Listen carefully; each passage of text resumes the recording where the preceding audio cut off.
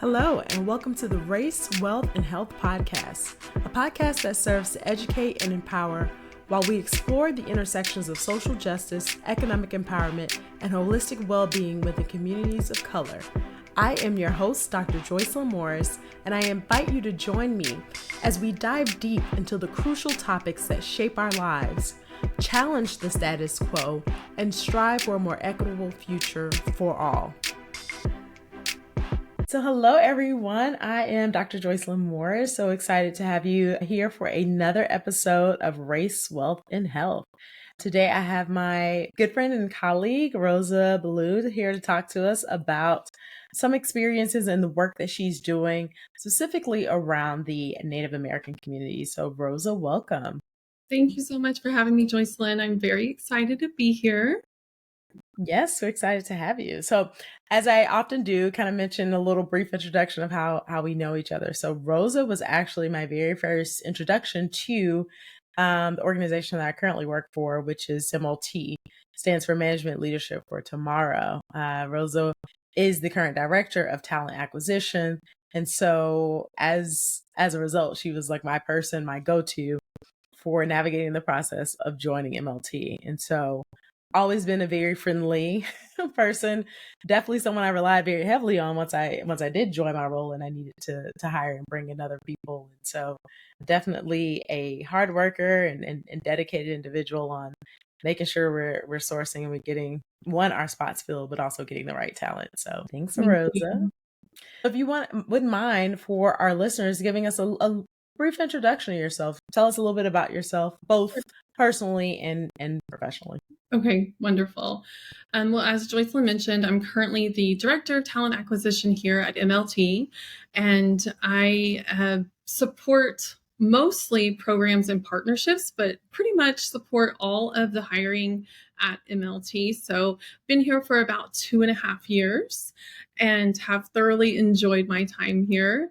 Prior to my time at MLT, I was with an organization that I'm actually part of their tribe. I'm Cherokee citizen and I worked for the Cherokee Nation.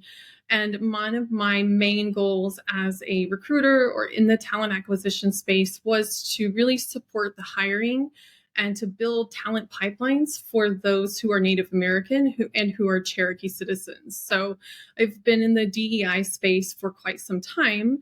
When I was able to come over to MLT, I was able to broaden that experience into other diverse talent. So doing some of the similar work and hopefully bringing in more Native American talent into MLT as well.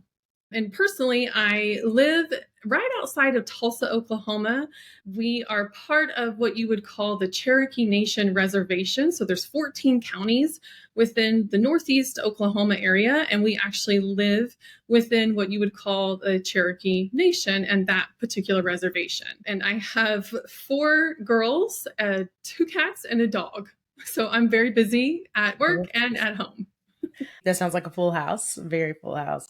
No, that's amazing. So I actually didn't realize that you live on the reservation. Mm-hmm. Have you grown up on the reservation? Like, tell us a little bit more about how Yes. that works. So it's a little different with the Cherokee Nation because a lot of people think reservation and they think maybe rural and there's not a lot of opportunity or there's not a lot of resources. But the Cherokee Nation has worked very diligently with the local government to consider the land that we're on as a particular reservation. So it's not any different than any other suburb of a bigger city. Okay. I live within a suburb, basically. It's just that we have the opportunity to call this our own land and reservation within the Cherokee Nation. So we are not rural. We're here in a bigger city, so to speak, and we have lots of different resources here as well. We just get the pleasure of saying we live here on the Cherokee Nation reservation. Got it. And did you grow up on the reservation? Yes, Or? yes, I did. I grew up in this area, moved around a little bit after college to some bigger cities. I lived in Denver, lived in Dallas, and I decided that I was more of a small town person. So that's why I came back here. Came back to the reservation. That's awesome. So let's maybe fill in a little bit of the gaps professionally. So I know you mentioned that you went away for college. So where did you start? Have you always been in the HR talent sourcing space? Yes, most of my professional career has really started in recruiting and really building talent pipelines. I got a basketball scholarship to play basketball at Oklahoma Baptist University, a really small university here, but it was a great opportunity. That really helped kind of get me out of my comfort zone and get out of a little bit of a smaller town, and then went to work for the University of Phoenix as a recruiter. Then I worked for a Job Corps Center, which was kind of my first introduction to working with underrepresented talent and Hmm. underrepresented individuals in general. And I really enjoyed that and making an impact on those Hmm. individuals because they were so appreciative of being able to have a voice, and you were able to advocate for them in different ways than I think others can. And sometimes when you have lived experiences that are similar to others, that really helps you Hmm. become even more of an advocate. And then from there, I went to the Cherokee Nation, where my focus was again on that Native American talent, and then, of course, to MLT. Awesome. Yes. So you said one thing around, kind of underrepresented individuals. One, I think it's probably helpful for us to kind of define what we mean when we say underrepresented. Mhm. So I know what MLT means, but I'm not sure if that was different from the other Right. organization that you worked with. Yes, the constituents that we worked with are very similar to MLT, the African American, Latina, Latino, Hispanic, and Native American individuals. Got it. Got it. Yes. So that's exactly just for Mhm. listeners. That's how MLT defines underrepresented. And so, how did you really become passionate about this work, which essentially becomes, diversity, equity, and inclusion work? Right, right. Really, it was just the way that I grew up as an underrepresented individual myself, and feeling at times where I myself didn't have a voice in my education or my career.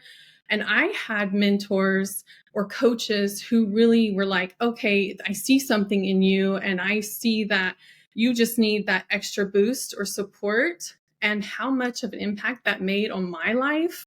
From my family, I'm first generation going to college.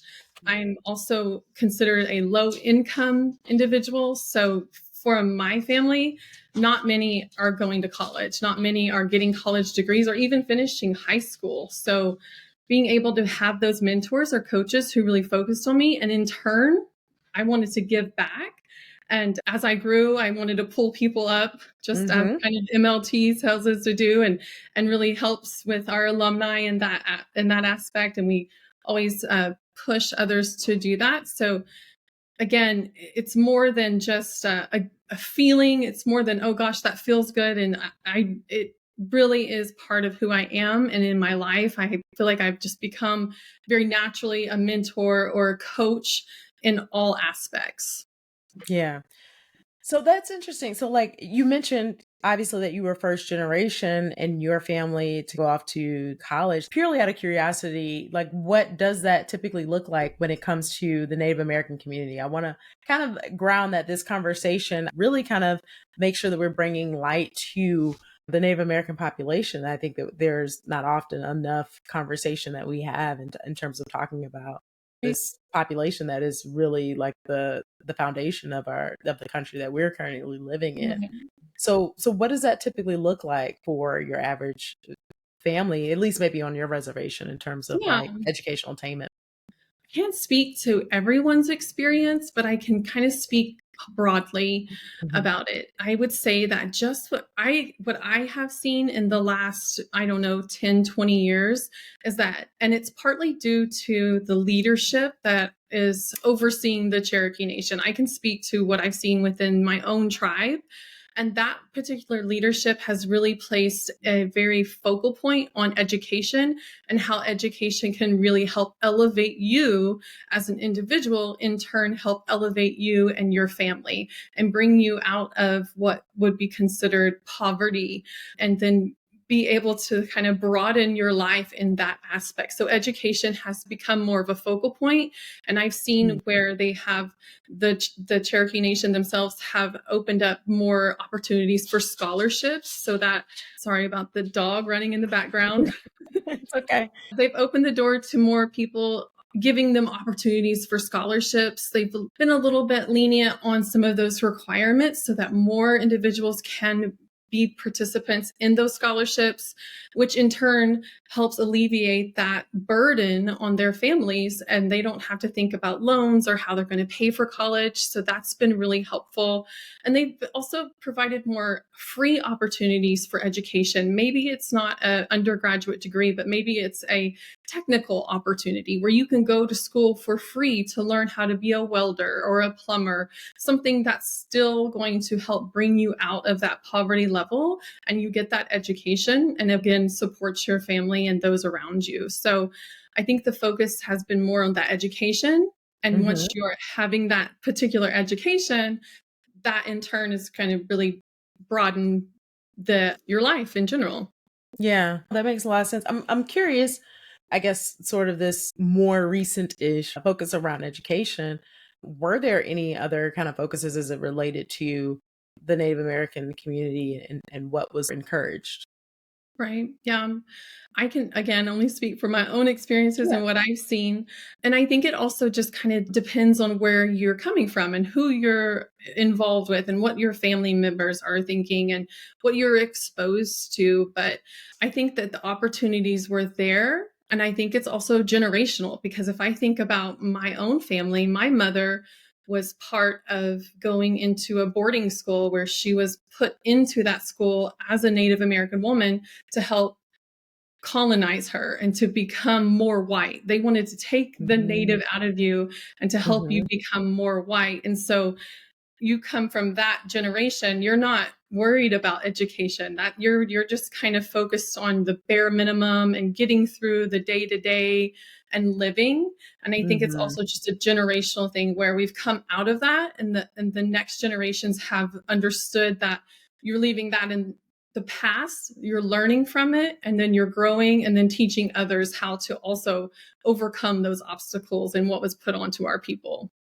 Yeah. Wow. So I didn't realize that, but it makes complete sense that education, as prior used, was focusing more so on conformity, right, Mhm. versus truly just like the actual point of education and being able to use it as a tool to then get access to different career opportunities. But that makes a lot of sense. Obviously, with the podcast, there's a lot of intersectionality. Here we're looking more at race, ethnicity, and wealth.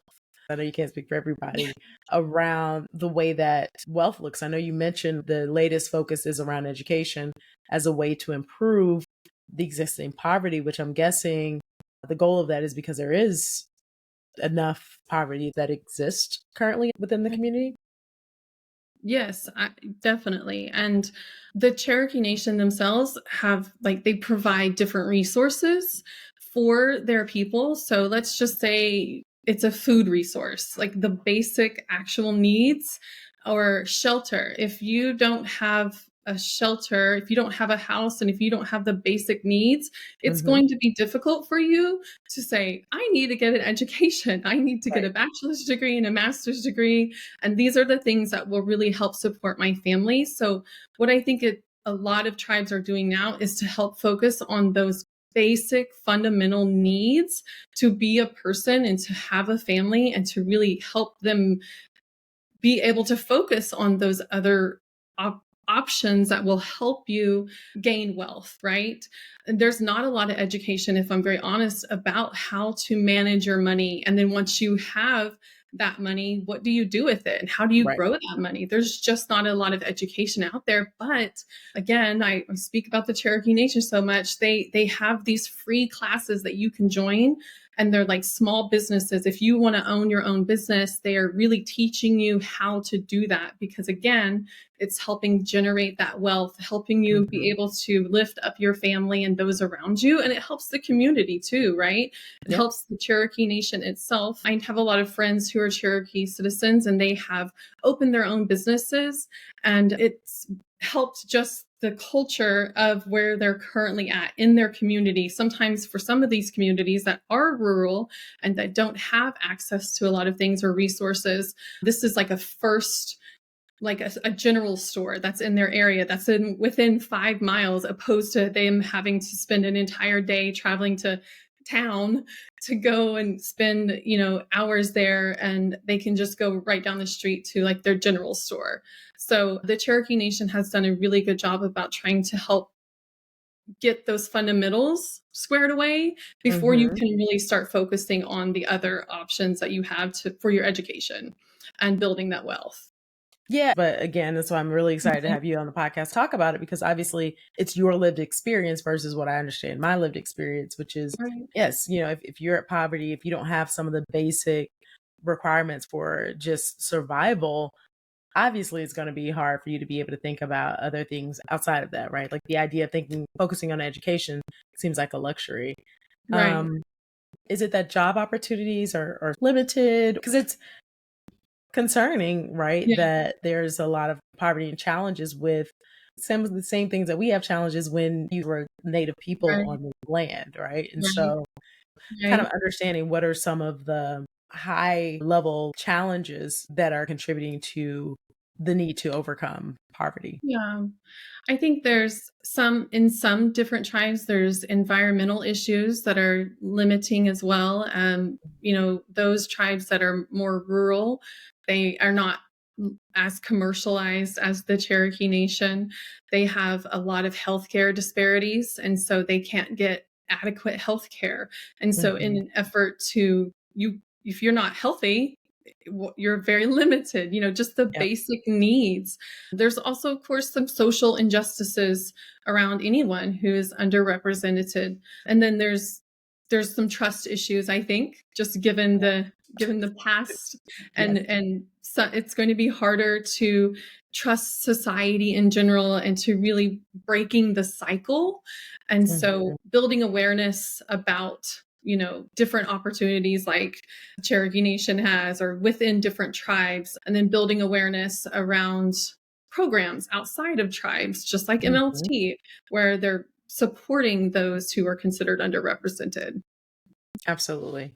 Yeah. Absolutely. And you mentioned one very important thing is around health. One of my best friends was actually assigned to sort of a task force within the CDC and working with a particular tribe that was located in Arizona. I don't recall the name of the tribe, but yes, a lot of it was around creating appropriate resources to educate the tribe, largely around COVID at the time, but then also other, kind of infectious diseases that they Mhm. needed to be aware of. And so to your point, and rightfully so, that there is definitely concern about trust when it comes to trusting our government or, Yeah.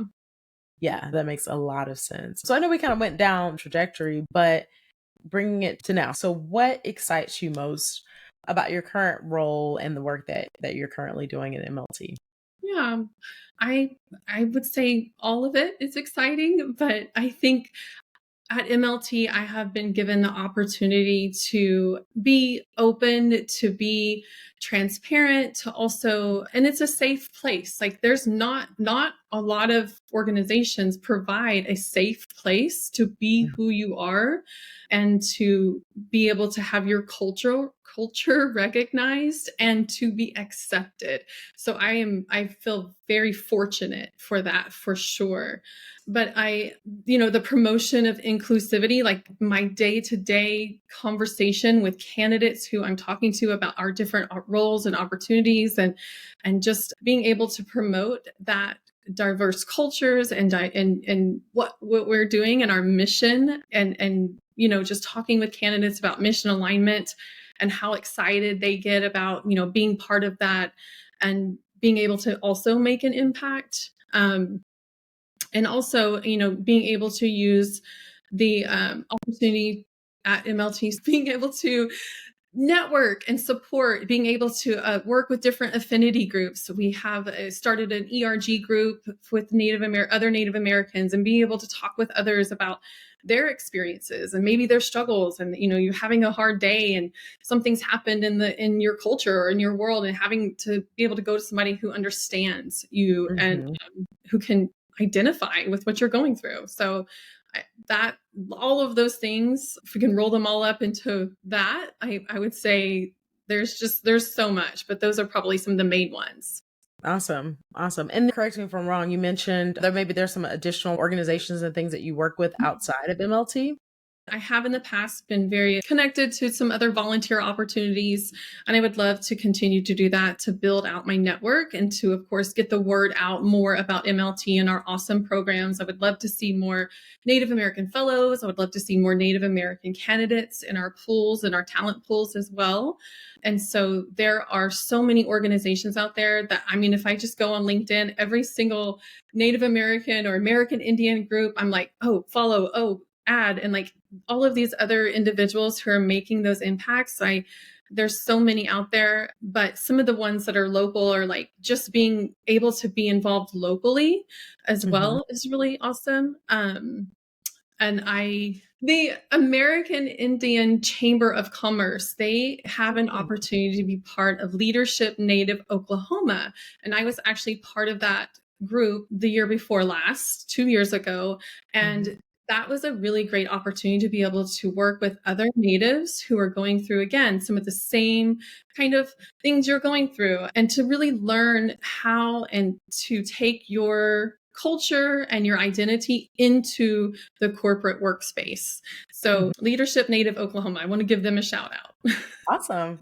Several questions kind of came up for me. Thinking about maybe your leadership in Native Oklahoma experience, you mentioned, you learned a lot about a lot of ways to kind of take into consideration your culture when it comes to work. Like, what are things that you would want corporations, or let's say even in managers of Native American individuals, like what are things that we need to be aware of and thinking about beyond the basics of hiring diverse talent, but what are ways that we need to ensure that we're inclusive in terms of creating those environments of belonging for our Native American peers? I would say to, of course, work with those who are Native Americans, but also think about opportunities where you can represent Native American interests and perspectives in different projects or discussions, or maybe even decision making processes. And then having someone who is native on their board, an actual decision maker who can hear your voice and who understands your voice, and just Mhm. offering those mentorships and leadership opportunities as well. What would you say were top concerns when it came to yourself and some of the participants as it related to, or challenges related to navigating, I say corporate for lack of better words, meaning organizational spaces? I would say just the education of some of the norms that are found in the corporate space, and being able to navigate how to educate people sensitively but professionally as well.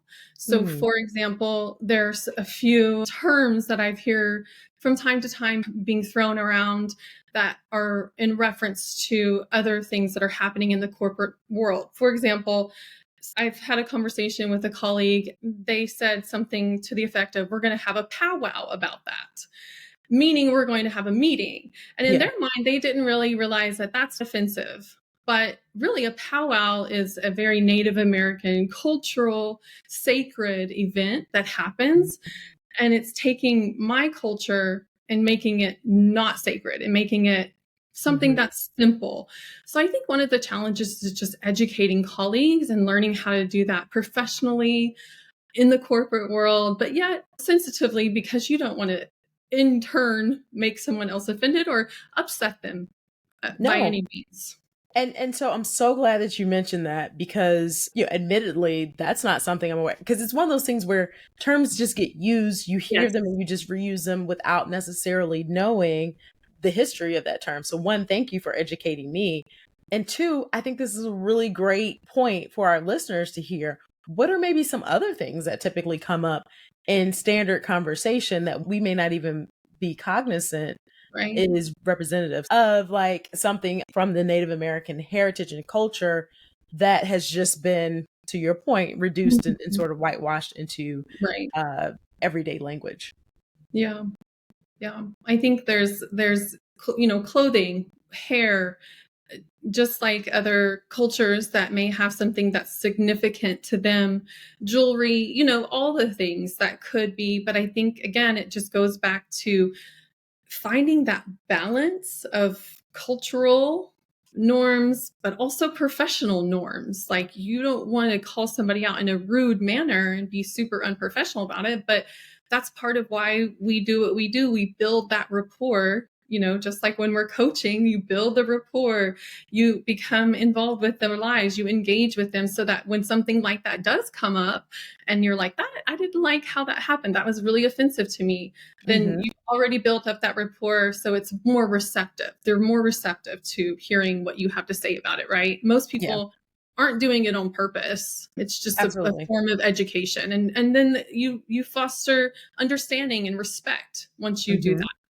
Yeah, I was just wondering if there were any other kind of commonly used Mhm. terms similar to something like powwow, Oh, which again, I had no idea, really yeah. to educate the listeners. So, like, are there any kind of commonly misused terms that come up I for you? think I think also when people say, I'm this is my tribe, like they're just referring to their girlfriends or their buddies, that could be also taken out of context as well. One of the other things that I've heard recently is we're circling the wagons. That also is a very culturally insensitive gesture as well. If you go back to history and understand what that really actually means. And feel Um, free to feel free to educate our listeners because that's these are the conversations we want to get into. So, like, what is the high level historical context of circling the wagon? Yeah. Well, back when we were being invaded, our lands were being invaded, the wagons were coming from those who were taking over our land. And so we were protecting ourselves, our land, and our people. And so the natives would literally circle the wagons of those people coming to invade and take our land. And so you could understand why that's a little bit hurtful to discuss or to make light of that conversation in a place, in Absolutely. a workplace. Yep. So those are the only ones that I can really think of that I've off the top of my head. I'm certain there's Yeah. more. Absolutely. Actually, I was going to ask if you wouldn't mind kind of return to the earlier term that you mentioned in terms of powwow and tell us a little bit more about what does that mean in the Native American culture. I know you mentioned that it's a very sacred event, but as much Oh, as you are open and willing to share the significance of what that event actually is. sure. So those are times where you are celebrated. Individuals are celebrated into these different powwows. They're also where you're just celebrating who you are and showing your authenticity as a Native American. And you do dress up in your Native American regalia and you wear headdresses. There's different ways for individuals depending on what tribes they're from. And even within the Cherokee Nation, you can dress up based on your clan. We have different clans within the Cherokee Nation, and depending on what clan you're from, I would be coming from a wolf clan. You might dress up in that type of regalia that it, it really kind of shows off who you are and where you come from. And it's just a really almost like a praise and worship to our creator and to the people that we are. Okay. And is there like a particular time of year or is just these are scheduled based on individual? It's scheduled based on individual tribes and maybe different things that are happening within that tribe, different cultural opportunities that are happening within that tribe. The Cherokee Nation has what we call almost like a homecoming. We call it Cherokee Holiday every Oh, September during Labor Day. It's kind of similar to what I like to see as a homecoming, where people are coming together from all over the country and even internationally into our Cherokee Nation headquarters in Oklahoma. And that's a really big time where they have powwows. And what we like to, I guess the best way that I can say it is like a praise and worship for your culture. got it. I love it. Well, thank you. One, thank you for sharing that because, Yeah. again, I'm sure it's going to be really good information for a lot of people, and myself included. I am definitely in that group of individuals. As you kind of mentioned, holiday, I did want to ask Mhm. because for those whenever this comes out listening, we are recording it. It's traditionally celebrated here in the States around the Thanksgiving holiday. And then usually the Friday after has been deemed the Native American Heritage Day. Just thoughts about what does that time period look like within the Native American culture in terms of any rituals or things that you tend to observe? I think there are some families who don't think of the historical impact of what Thanksgiving is and the impact of colonization. I think they use that time to celebrate each other, to be thankful, and to celebrate family. I myself do not celebrate Thanksgiving due Mhm. to the colonization aspect of it, but I also don't I'm not mad at anybody who does. Like that's your prerogative, right? Right. But for our family, it's not one of those holidays that we really focus on, but we Mhm. of course take that time to spend with each other and we take that time to talk about what we're thankful for. But I think over time it has been much more of a commercialized holiday than As is every holiday, right? Yeah, right, right, yeah. right. Thanks to capitalism, right? All of our holidays Yes, become all those things. commercialized because it's always driving towards some sort of sale and consumer. Right. But that's a good point. I want to ask, especially given that November is also Native American Heritage Mhm. Month, if there are any things that our listeners could be thinking about when it comes to being able to celebrate the month and celebrate the culture. I think it's just a time to an opportunity for others to educate themselves on really Mhm. what Thanksgiving is and how it came about, and I think some of that education is left out. Some of those historical events are left out, and so what looking a little deeper into that and finding out what the history really looks like. So, thank you for that lovely segue. There's a lot of historical context that is getting left out on a state by state basis. I'm here in Mhm. Florida, and so I won't even get into the revisionist history that is currently being reported in our schools, certainly the Black American experience in this country. But to your point, yes, there's a lot of, for lack of better words, whitewashing of history, if you will. And so how is the Cherokee Nation, if at all, addressing that, right? Because I don't want to assume that Yeah. everyone is kind of going to mainstream schools, and if there are any ways in which the nation is trying to ensure and preserve the culture and the true historical context of what was Right. experienced by your ancestors. Yes, I do think so, and I think they're doing a better job with having opportunities to learn in different education spaces. But one of the things I've seen mostly is really trying to re-aliven the language, the Cherokee language, and put Hmm. that into schools that are in the reservation within those 14 counties that I mentioned. Hmm. I have seen more push to have Cherokee classes just like you would have a Spanish class or a Hmm. French class. Students are having more opportunities to have that type of class. And along with those classes, you're educated about the Cherokee Nation history and what those people went through. So I've seen more and more of that within the reservation. That's awesome. That's awesome that you are having that as well. And so I'm assuming, with that being said, the Cherokee Nation is able to control the curriculum within those schools. Within that class, I would say, within Okay. that particular class, preserving the Cherokee language class is probably mostly where they're seeing that, and I really don't know how much of control they're going to have there either. So Fair enough. Yeah. Well, thank you. I know you mentioned one of the things that we can be thinking about as, individuals, community members is obviously educating ourselves about the Native American experience. Are there any resources or things that you would recommend, or websites in terms of like how we can, one, just better educate ourselves on the history? I think the one I mentioned was the American Indian Chamber of Commerce. Anyone can be part of that, and Okay. that is an opportunity to be involved, give back, but also educate yourself. There's lots of different events going on throughout the year that the Chamber of Commerce is involved in. So that's one that I can think of. But also, just making it a priority to really educate yourself on Native Americans and the history there and not just taking the words for it, of course. And Absolutely. then, yeah, and just look at opportunities to really highlight those who are Native and opportunities to include them and their voices. Absolutely. Absolutely. Thank you. And Yeah. so what's next for you as you look to, your work with MLT and any additional work with the Cherokee Nation and some of the other volunteer organizations? Yeah, my goal here at MLT is to continue on my work with really building those diverse talent pipelines, but specifically working with different tribes and the Cherokee Nation to really enhance our fellows in our programs as well as our candidates in our organization. Got it. And feel free. So a plug. Why should candidates and fellows, individuals who are belonging to the Native American community look to MLT? Yeah. I mean, I really think it's because your identity really is taken into consideration. And there is a cultural awareness aspect when you work for an organization that is diverse. And this organization celebrates diversity, understands that there is an opportunity to be educated and to learn.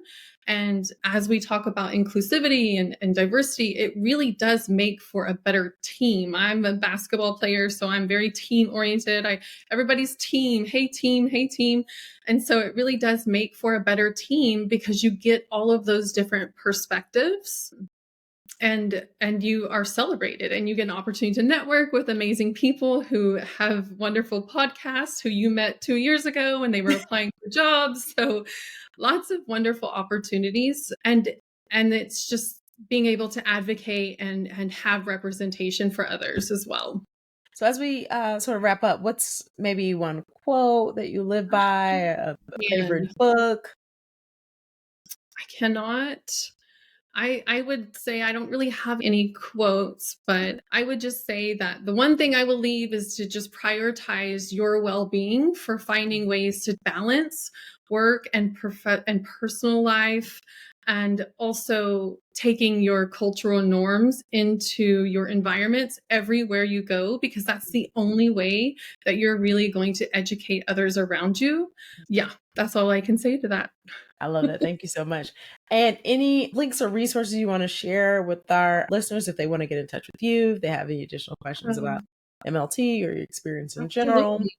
Yes, you can find me on LinkedIn, Rosa Ballou, and you can also email me, rblue@mlt.org. Awesome. Thank you so much, Rosa. I really appreciate you taking the time to join the podcast today. You gibber a lot of really great information. I'm so excited about this releasing one and even continued conversations, but also the work that you're doing at MLT is just super important and impactful. And so I want to definitely take this time to Thank celebrate you and all the work that you've done for the you organization. so much. Thank you, Rosa. Thank you. Well, that's all for today, folks. Enjoyed the show? Be sure to like and rate the podcast.